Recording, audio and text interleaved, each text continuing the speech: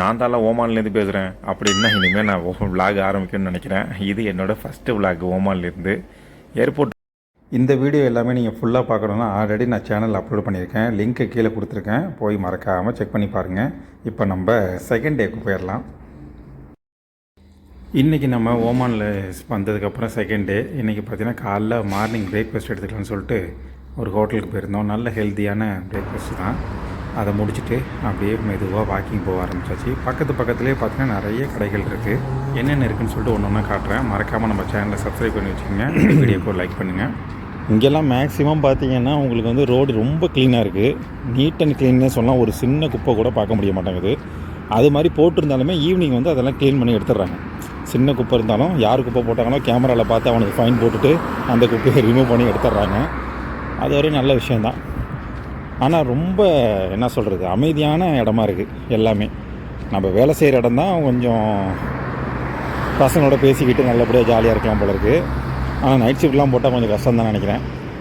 மற்ற எல்லா இடத்துலையுமே பார்த்திங்கன்னா இதாக தான் இருக்குது.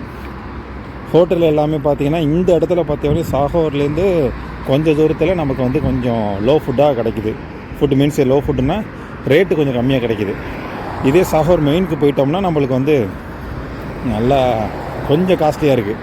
அங்கெல்லாம் சிட்டி மாதிரி அந்த மாதிரி இடத்துலலாம் இருக்கும்ல, காய்கறி நம்ம கிராமத்தில் வாங்குறதுக்கும் விலை வைக்கிற இடத்துல வாங்குறதுக்கும் நம்ம போயிட்டு சேல்ஸ் பண்ணுற இடத்துல வாங்குறதுக்கும் வித்தியாசம் இருக்கலாம். அந்த மாதிரி பரவாயில்ல. நல்லா மலையாளி ஹோட்டல் இருக்குது பக்கத்தில்.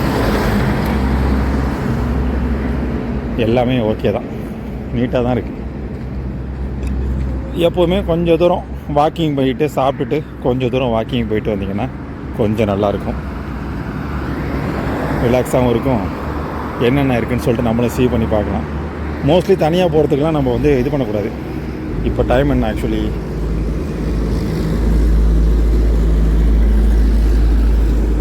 9:23 ஆகுது. நான் நடந்து போயிட்டுருக்கப்போ பார்த்தீங்கன்னா அப்படியே மலையாளி ஸ்டோர் ஒன்று இருந்துச்சு, சூப்பர் மார்க்கெட் மாதிரி. அங்கே உள்ள நுழைஞ்சாச்சு. இதெல்லாம் பார்த்தோன்னே பழைய ஞாபகங்கள்லாம் அடிக்கடி வந்து போணுச்சு. சரின்னு சொல்லிட்டு ஒரு ஜூஸ் எடுத்துகிட்டு, இது நான் அதிகமாக குடிப்பாங்க கத்தாரில் இருக்கிறப்ப. இங்கே பார்த்தோன்னே சரி ஓகே குடிக்கலான்னு தோணுச்சு, ஒன்று எடுத்துக்கிட்டேன். அதுக்கப்புறம் ஒரு கேக் ஒன்று எடுத்துக்கிட்டு அங்கேருந்து பக்கலாவை மட்டும் சுற்றி பார்த்துட்டு அப்படியே அங்கேருந்து கிளம்பியாச்சு. இந்த ஸ்டோர் பார்த்திங்கன்னா பக்கத்துலேயே இருக்கிற வாட்டி எல்லாமே இங்கே வாங்கிக்கலாம். காய்கறி ஆகட்டும் இல்லை மளிகை ஜாமான் ஆகட்டும் இங்கேயே பக்கத்துலேயே பர்ச்சேஸ் பண்ணிக்கலாம். அது மட்டும் இல்லாமல் ஃப்ரீஸ் பண்ணி வைக்கிற ஐட்டம் நிறையா இருக்குங்க. கோழி, வாத்து முட்டை, மீன், கடல் வாழ் உயிரினங்கள் எல்லாமே இந்த ஃப்ரிட்ஜுக்குள்ளே தான் இருக்குது, ஃப்ரீஸ் ஆகி. அதையும் வேறு வழியில் நம்ம வெளிநாட்டு வந்தால் இது தான் மோஸ்ட்லி சாப்பிட்டாகணும். நம்ம வந்த வேலை முடிஞ்சிருச்சுன்னு சொல்லிட்டு ஜூஸையும் ஒரு பன் கேக்கையும் எடுத்துக்கிட்டு நம்ம கிளம்பியாச்சு. கிளம்பி நேராக நம்ம ரூமுக்கு தான் போயிட்டுருக்கோம்.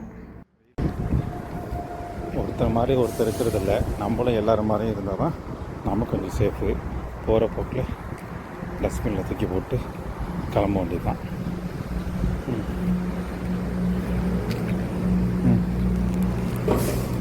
போட்டாச்சு, கிளம்பிடும்.